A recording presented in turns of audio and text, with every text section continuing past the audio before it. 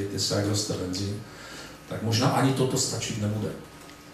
Mě osobně mrzí, že paní starostka nevzala vážně tu nabídku, kterou jsme za Věci veřejné položili posledně. A zkusím znovu citovat. Zkusme se sejít mimo oficiální jednání zastupitelstva a pojďme hledat řešení z toho, jakým způsobem z té situace ven, to jsme neznali výsledek té analýzy.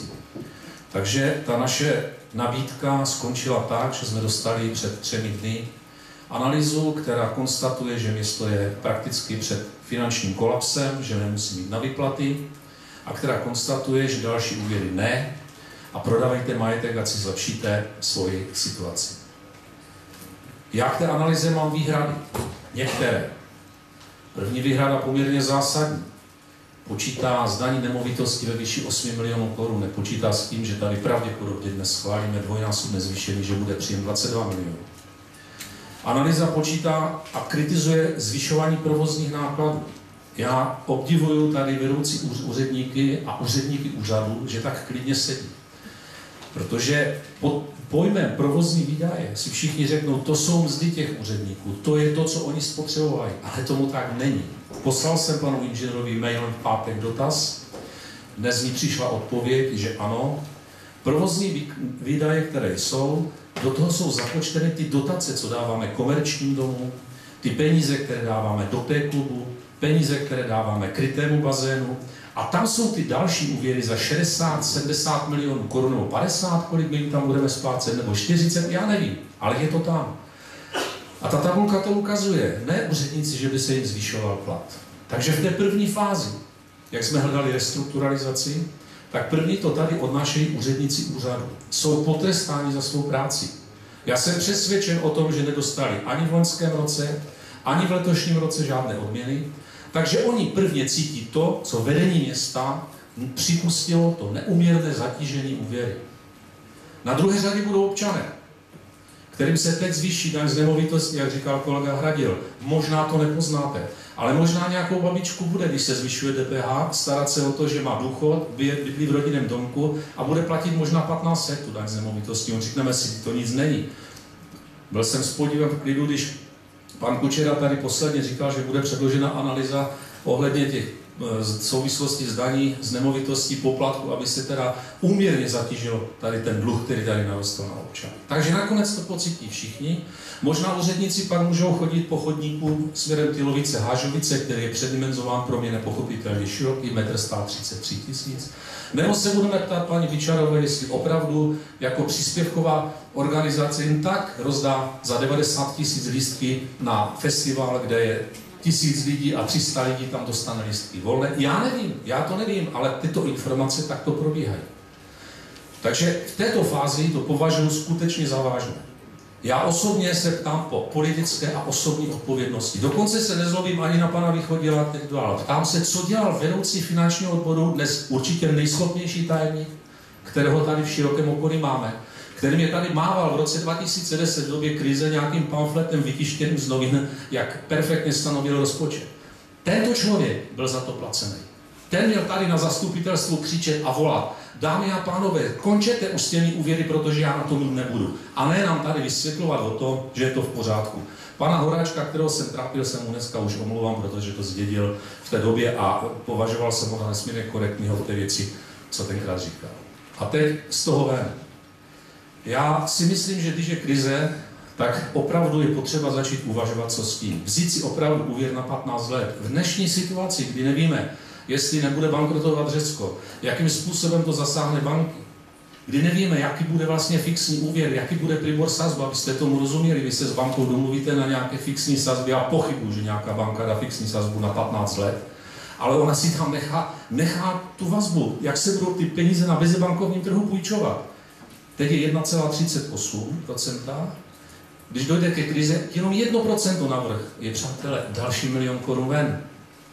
To znamená, takto rozhodnout o tom, že takovýto úvěr vezmeme bez toho, aniž bychom si to rozdiskutovali, jestli nemůžeme opravdu opřít se o to, že tak velký úvěr nepotřebujeme, že dokážeme vyřešit tu strukturalizaci namátkou. Zrušíme funkci jednoho místostarosty, místo 3 společností, které máme, zrušíme je do jedné, ušetříme jenom na platech 2 jednatelů, jednoho místostarosty 3 miliony korun. Když se podívám, že v některé organizaci, kdybyste to dali, mě mohl kolega Hradil říct, že je účetní, která vezme jeden doklad za den a zaúčtuje a je placena mnohem víc, než vedoucí tady tohoto, kteréhokoliv úředníka, kterého tady vidím. Jste to nechtěli slyšet. A šlo to například to, že si tyto činnosti přisunou na úřad. Tak bychom se divili na jedno, kolik finančních zdrojů můžeme získat a pak bychom se mohli razantně rozhodovat o tom, jaký vlastně úvěr potřebujeme. Já jsem nikdy neviděl víc, já vám přiznám, než 1 000 000 korun. A to v době, kdy jsem kupoval byt. V životě jsem neviděl více peněz. Já si ani neumím představit, co to je 100 milionů korun. Ale je to pro mě tak obrovská částka, že nemůžu proto zvednout ruku. S odpovědností, že to nezatíží rozpočet města. A prosím, abyste si přečetli tu analýzu ještě jednou v tom, že tam jasně říká, že se může ta situace ještě zhoršit. Takže z toho pohledu, to, co tady řekla zástupce Zdravého Rožnova, má svou logiku. Odložme to, sejdeme se, nemusí to být oficiální jednání, položme karty na stůl a v tuto chvíli přestaňme se bavit o opozici, koalici, ale řekněme si, že jsme všichni zodpovědní za to, jak z toho města ven, a teda z těchto potíží ven, protože jestli občané až potom nebudeme uklízet na chodníky, nebudeme mít, což se může stát, tak nás vyženou všecky, tak jak v tom Řecku.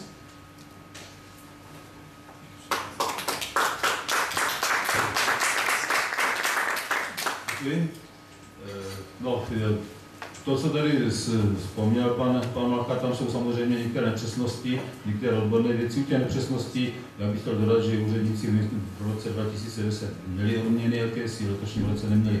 Samozřejmě, že musíme šetřit. Šetřit musíme za každých podmínek, na všechny strany. Není to samozřejmě o mzdách, jenom je to o spoustě ostatních výdajů. My hledáme cesty. Teď jako jednu z cest vidíme v tom, že se budou soutěžit dodávky energií, dodávky spotřebního materiálu a tak dále. Možná řeknete, že jsou to drobné, ale každopádně jsou to peníze, které jsou součástí rozpočtu. Já bych, vážení kolegové, požádal teď možná, protože se dostáváme už někdy chvílemi tedy do odborných záležitostí, jestli byste byli ochotní a bude souhlasili s tím, abychom požádali vystoupení pana řekl něco k těmto záležitostem z pohledu odborného, z pohledu bankéře. Jste prosím pro aklamací rukou, jenom dejte najevo svůj názor. Kdo je pro, aby vystoupil tady? Takže zdá se, že je to silná optická většina, takže já bych požádal, pokud vzejdou nějaké další dotazy, budeme pokračovat dál po diskuzi. Já bych pokračoval v tom pořadí, které máme. Petr Jelínek, prosím.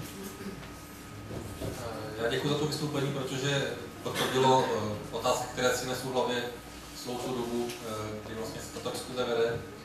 Mám 3 věci, na které možná na 2 bude moct někdo odpovědět. Za prvé jsem příliš nepochopil, proč ten úvěr potřebujeme teď. S ohledem na to, že polovina těch splátek, těch úvěrů se splatí v příštím roce a navíc, co jsem slyšel, tak stejně by ten úvěr měl odkladný účinek pro příští rok a splátky toho 106 milionového úvěru by šly až od roku 2013. Takže nevím, proč to řešíme teďka v září 2011, proč nepočkáme na září 2012, kde vlastně budeme mít polovinu těchto úvěrů splacených. To za prvé, to by možná někdo odpovědět.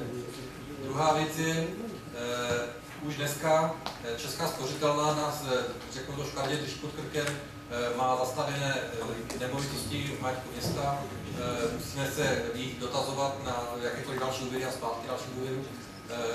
Dejme tomu, že Komerční banka vyhraje 106 milionový úvěr, nepochybně budou chtít zastavit další majetek, bude další banka, která bude chtít po nás kontrolu veškerého hospodaření, splátek úvěru, potom to bude už dvojitá kontrola, nevím, co se počneme dál. A ta třetí věc, která mi v tomto rozboru zásadně chybí a která už tady padla několikrát, je to, co dál. Protože můžeme aktualizovat úvěry, ale v podstatě se může stát, že bychom dneska mohli zrušit i projektové oddělení, projektový odbor, protože když si ho velmi váží. Protože co dál? Jak se bude banka chovat pro další úvěry? Čeká nás čistá Bečová dvojka, možná, která bude velmi zatěžující, ale nevíme, jaké další projekty se chystají. V dalších 3 letech je poslední šance dostat nějaké peníze z evropských fondů, ale víme my jako zastupitelé, které projekty chceme realizovat pro město. Jestli to je další rozhledna, proti které nic nemám, i když není pro zdravotně postižené ani seniory, proč tam se nedostanou, ale na jakých projektech se pracuje a proč? Jako kdybychom si řekli teďka pro další období máme, dejme tomu 10 milionů, které můžeme někam investovat, víme kam, jako, mě to tady chybí jako zastupiteli, já bych to nám věděl, protože ta úspora tady to třeba bude a proto si myslím, že právě by bylo dobré se na toto téma sednout, být soukromně a prostě říct nejenom vezmeme si úvěr, ale to, kde to město ušetří, aby se nemuselo dát další úvěry, protože ty nás nepochopně čekají. Děkuji. Děkuji. Já bych Pedrovi odpověděl, pokud se jedná o ty investice, samozřejmě, že máme jakousi výhledovou tabulku, jakýsi pořadník projektů, který vychází ze strategického plánu města. I tato tabulka, tento plán se samozřejmě koriguje v rámci možností a samozřejmě se také mění podle toho, jaké vycházely dotační tituly a nakolik byly pro město výhodné. Takže není to nějaké bezhlavé, že bychom nevěděli, víme, co chceme, máme jakousi představu, samozřejmě těch projektů je podstatně víc, než na které máme. A je otázka, jestli je budeme schopni zrealizovat. Možná někdy dál, později ta naléhavost samozřejmě, který není taková vysoká. Pokud se jedná o projektové oddělení, no samozřejmě pokud do projektu míň, tak projektové oddělení bude svým způsobem redukováno, pracovníci přejdou na jiné posty, s tím se počítá taky. Vy jste tam měl ještě další otázky. Jo, pokud se jedná ještě u těch úspor, to jsme chtěli taky připomenout. Víte, proti loňskému roku město snížilo do současné doby své provozní výdaje téměř o 34 milionů korun, takže jako není to, že bychom to chtěli nějak podceňovat. Prostě hledají se možnosti, kde se dá. Řekl jsem, že vidíme ještě další cesty. A konec konců celé toto jednání, to, že prostě tady říkáme, jaká ta situace je, v čem je, prosím vás, berte to jako tak, že nikdo tady nechce nic skrývat. Prostě předkládáme to všecko takové, jaké to je a bavíme se o tom, abychom se, nebo snažíme se dostat k tomu, abychom našli cestu ven z této situace, kterou jsme si možná svým způsobem způsobili kdysi tím, že jsme měli lehčí přístup k těm penězům a ta situace se rapidně zhoršila, ale také tím, že skutečně se objevily věci, které možná ovlivnit ani nešlo. No, přesně jsem přesvědčen, že ovlivnit nešlo. Pán Radil má technickou? Já bych chtěl pana místostarostu jenom poprosit, protože se mě to osobně dotýká, abyste tady neprezentoval, že nic nechcete zastírat. Děkuju. Já jsem tomu sice nerozuměl, já si připomínám, ale možná, že mám další vedení. Vy jste ve svém proslovu řekl, ať to všechno chápeme tak, že diskutujeme a že vaší snahou jako vedení města je nic nezastírat, nezakrývat. Ano, a na tom trvám. Nic nezakrýváme. Jo, tak děkuji. Někdo je v konci, někdo je na začátku, to je jedno. Já bych prosil ještě pana... Využiju pány mikrofonu. Chci se zeptat, dejme tomu, že vlastně ten úvěr bude mít schválený, ale město bude potřebovat další následné úvěry na mimořádně důležité projekty, které město potřebuje. Jak z pohledu bankéře je potom město, řekněme, atraktivní pro další úvěry? Jak ty banky se budou dále chovat ve vztahu k uživatelům? Já bych chtěl jenom dodat k tomu, že samozřejmě se bavíme o tom samém pořád jako další krok, a to už tady zaznělo několikrát, je další snižování všech výdajů, které budou. Já předpokládám, že ty otázky, které mě pane... Prosím. Ano.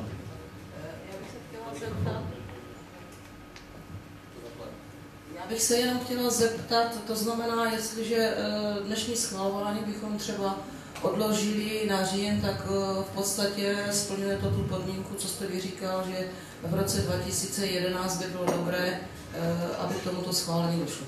Vysvětlení, pane vici, bylo celkem vyčerpávající, budeme pokračovat v další pořadě, jak máme Jim Brož. Takže finanční výbor se zabýval touto otázkou a projednal analýzu pana inženýra a přijal 3 usnesení, 1 věci samé a 2 doprovodná. Přečtu ty usnesení a pak jim budu mít ještě komentář z pozice předsedy finančního výboru a pak si dovolím komentář sudu.